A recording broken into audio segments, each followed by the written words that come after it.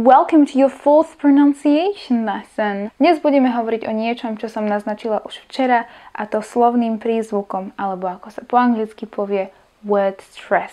Predtým ako začneme s hodinou, by som vás rada chcela upozorniť na PDF-ka, ktoré nájdete dole v popise videa, alebo si ich môžete stiahnuť oskenovaním tohto QR kódu. Tieto PDF-ka obsahujú poznámky z hodiny spolu s cvičeniami. Niekedy sa tam môžu nachádzať aj informácie, o ktorých sme si nehovorili na hodine. Nechcem po vás žiadne vaše údaje, žiaden váš e-mail, žiadne vaše meno.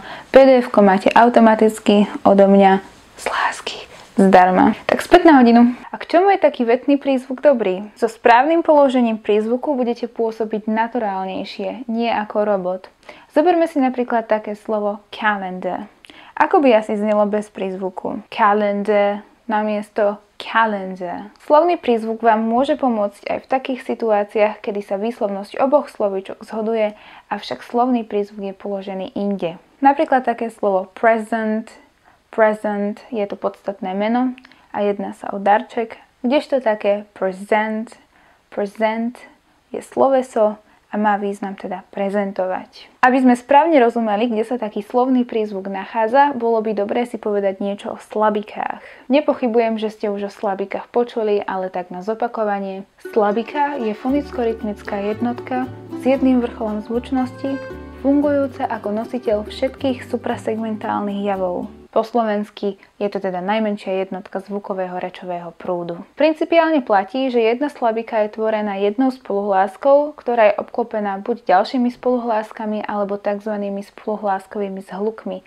Po anglicky sa im tiež hovorí consonant clusters, teda viac spoluhlások pri sebe.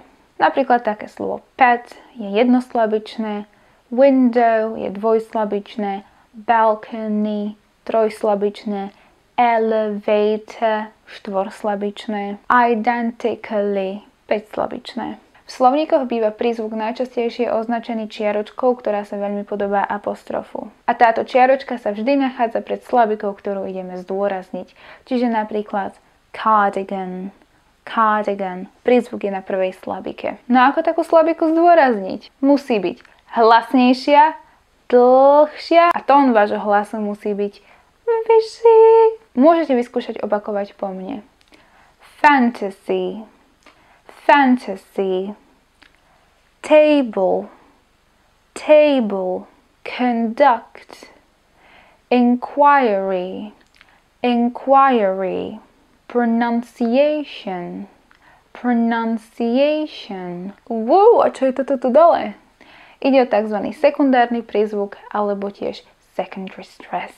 Doteraz sme sa bavili o primárnom prízvuku, no existuje aj ďalší stupeň, a to teda secondary stress alebo tiež sekundárny prízvuk. Mimochodom, tretím stupňom sa označujú neprízvučné slabiky. Primárny prízvuk je najsilnejší, sekundárny prízvuk je v kvázi taký medzistupeň medzi primárnym a neprízvučnou slabikou, no a posledným stupňom je slabika neprízvučná a tu vyslovujeme zo všetkých slabík čo najtichšie.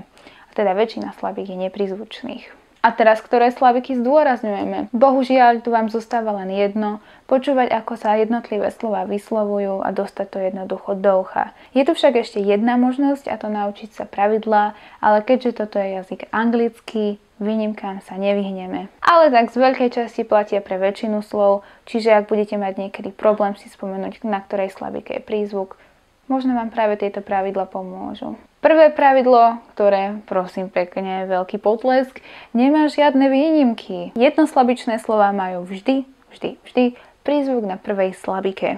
Fun, bug, dog, dog, cat. Pravidlo číslo 2. Väčšina dvojslabičných podstatných mien, prídavných mien a prísloviek má prízvuk na prvej slabike slova. Fairy, happy, quickly, female. V tomto pravidle už bohužiaľ výnimky nájdeme, a to napríklad v slove hotel, alebo tiež motel.